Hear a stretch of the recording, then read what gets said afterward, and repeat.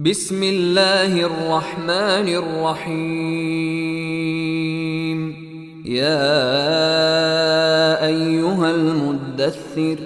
قم فأنذر وربك فكبر وثيابك فطهر والرجز فاهجر ولا تمنن تستكثر ولربك فاصبر فإذا نقر في الناقور فذلك يومئذ يوم عسير على الكافرين غير يسير. ذرني ومن خلقت وحيدا وجعلت له مالا ممدودا وبنين شهودا ومهدت له تمهيدا ثم يطمع أن أزيد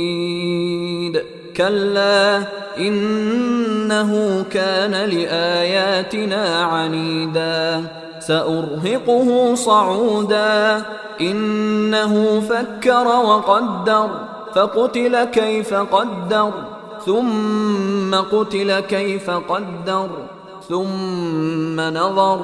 ثم عبس وبسر ثم أدبر واستكبر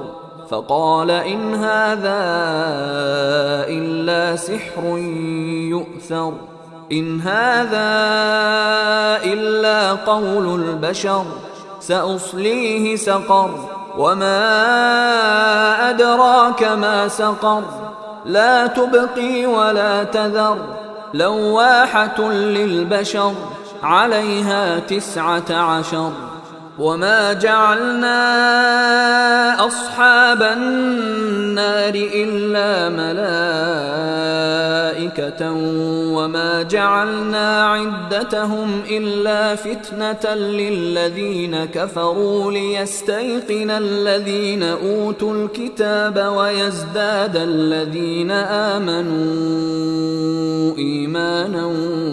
ولا يرتاب الذين أوتوا الكتاب والمؤمنون وليقول الذين في قلوبهم مرض والكافرون ماذا أراد الله بهذا مثلا كذلك يضل الله من يشاء ويهدي من يشاء وما يعلم جنود ربك إلا هو وما هي إلا ذكرى للبشر كلا والقمر والليل إذ أدبر والصبح إذا أسفر إنها لإحدى الكبر نذيرا للبشر لمن شاء منكم أن يتقدم أو يتأخر كل نفس بما كسبت رهينة إلا أصحاب اليمين في جنات يتساءلون عن المجرمين ما سلككم في سقر قالوا لم نك من المصلين ولم نك نطعم المسكين وكنا نخوض مع الخائضين وكنا نكذب بيوم الدين حتى أتانا اليقين فما تنفعهم شفاعة الشافعين فما لهم عن التذكرة معرضين كأنهم حمر مستنفرة فرت من قسورة بل يريد كل امرئ منهم أن يؤتى صحفا منشرة كلا بل لا يخافون الآخرة كلا تذكرة فمن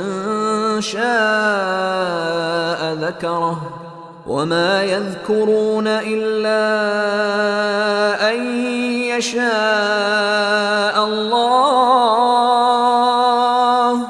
هو أهل التقوى وأهل المغفرة.